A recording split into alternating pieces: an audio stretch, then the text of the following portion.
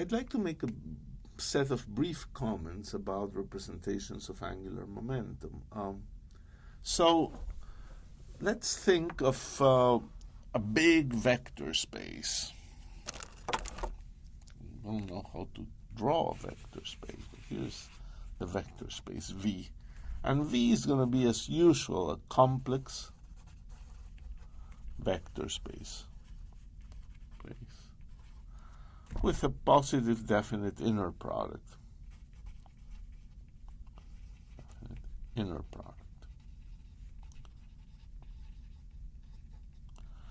And suppose somebody told you that there's a set of operators, Jx, Jy, Jz, that satisfy the algebra of angular momentum, and there's an action of J on this space.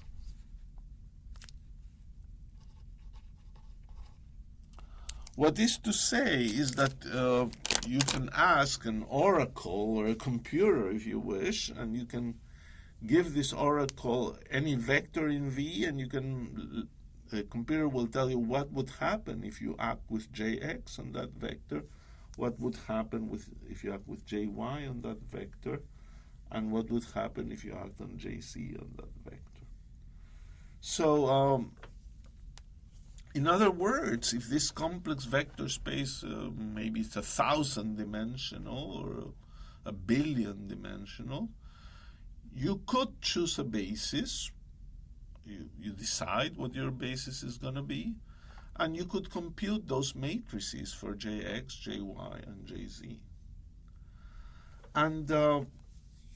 And what's going to happen is that you want to characterize the vector space in some way with this angular momentum. So what's going on? What would you get, and what could you do?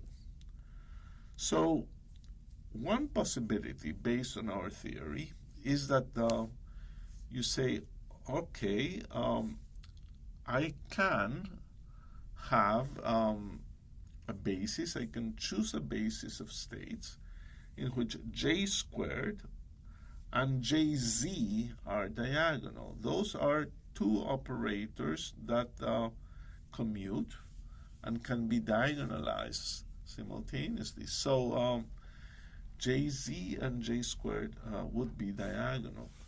And that requires a particular basis. So you would have to compute the matrix J squared, the matrix for Jz, and then look for a basis, but you are guaranteed that you will find a basis where it is diagonal. So one thing you could do is diagonalize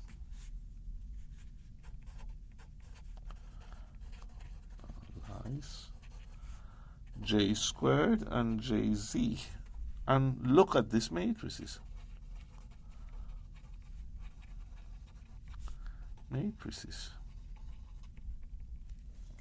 And you will find gigantic matrices, but they are diagonal. They just have entries along the diagonal. And they will be correlated in a nice way.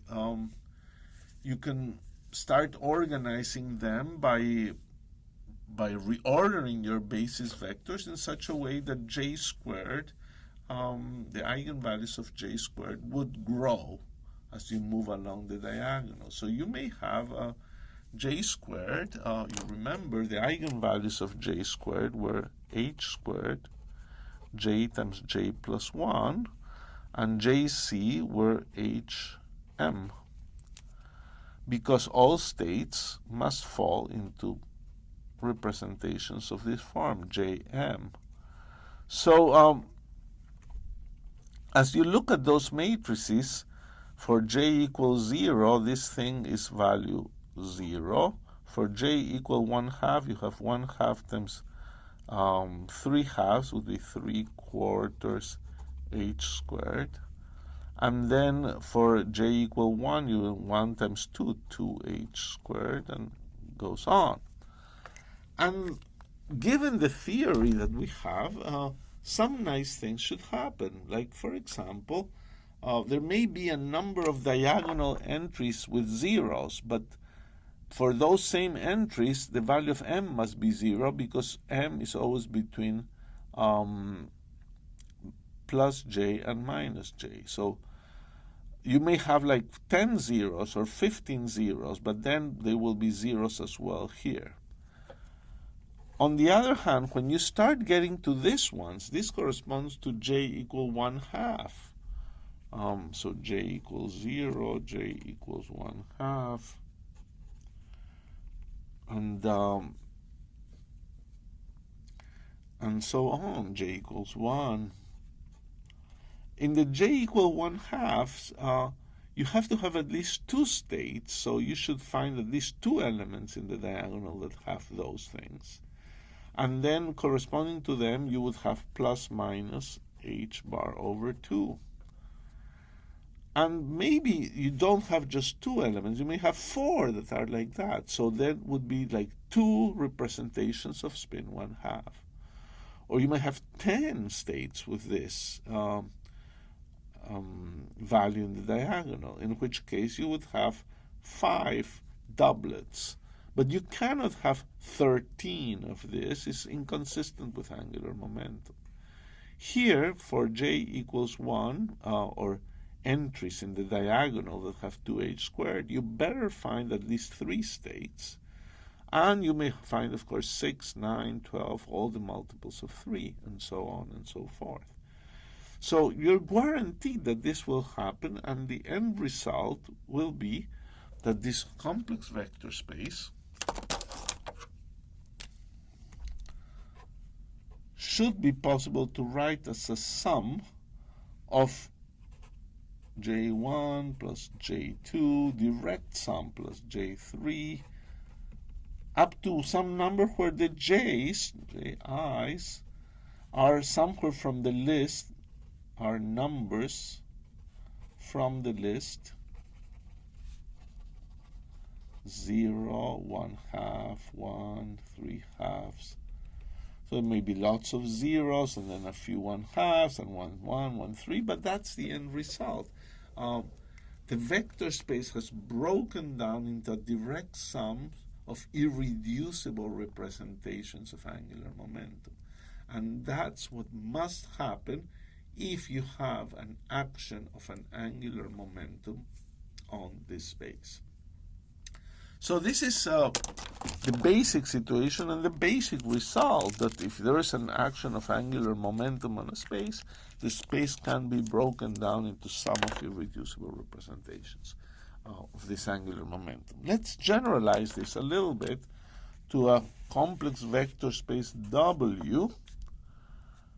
W is a complex vector space, again with positive inner product. And this time there's 2 angular momenta acting on it. 2 commuting angular momentum operators. And those will be J1 and J2. And so each one has J1x, y, and z, J2x, y, and z. And now the 2 commuting angular momentums act on W.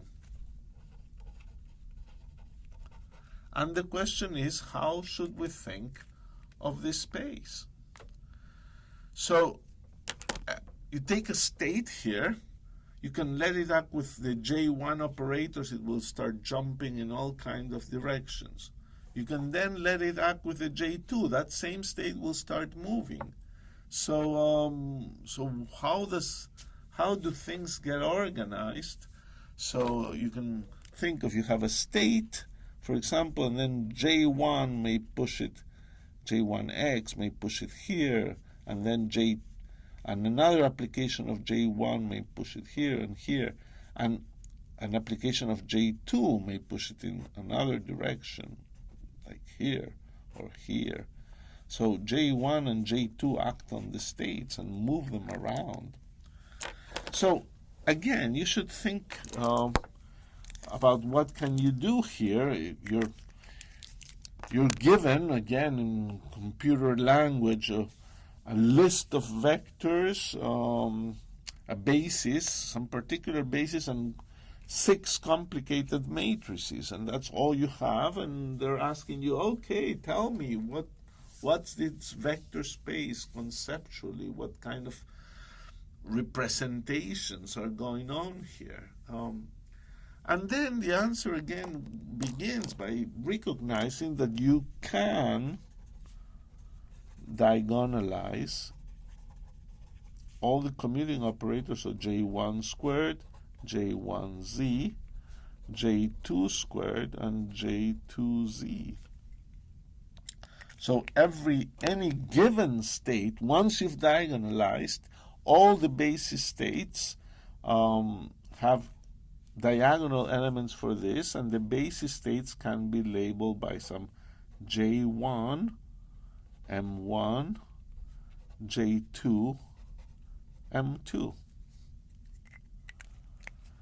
And then, for example, if you have this J1 being 3 and J2 equals 1, J1 equals 3 corresponds to 7 possible values here. J2 equals 1 corresponds to 3 values, 7 to 3, 21 states that you would have here. So these states, as you apply the raising and lowering operators of J1, M1 goes up and down and M2 stays fixed. And as you apply the raising and lowering operators of J2, M2 goes up and down while M1 is fixed. Since M1 can take 2J1 plus 1 values and M2 J2 plus 1 values, here is 2J1 plus 1, 2J2 plus 1 states that all have J1 and J2. So this state lives and can be thought as the tensor product. These states can be thought as the tensor product of J1 with J2. That's what it means. You're just collecting together the basis vectors of one with another. So that can be some states. So 20 states here, maybe 21 states group in that way, and some other states group in some other way. The end result is that W should be possible to write as a sum of J1 tensor J2, this tensor product, plus another tensor product J3, J4, plus J5, J6. And the values can be quite arbitrary. It could be zeros and ones, or ones and 0 and 1/2 and 1/2, all possible values. And if you have this information, you've diagonalized this matrix, that information is completely available to you. So at the end of the day, you can say that the vector space W breaks into a direct sum, with each summand being a tensor product of an irreducible representation of J1 and another irreducible representation of J2. And therefore, this is the kind of thing that happens in the hydrogen atom. When we analyze it quantum mechanically, you will see that you have two commuting angular momentum operators acting on each degenerate space of the hydrogen atom, and the conclusion will be that you have a structure of this type. So this is supposed to help orient yourselves in the ideas of representations and get a little intuition as to what really happens and how powerful it is when you know that angular momentum has a well-defined action on a vector space.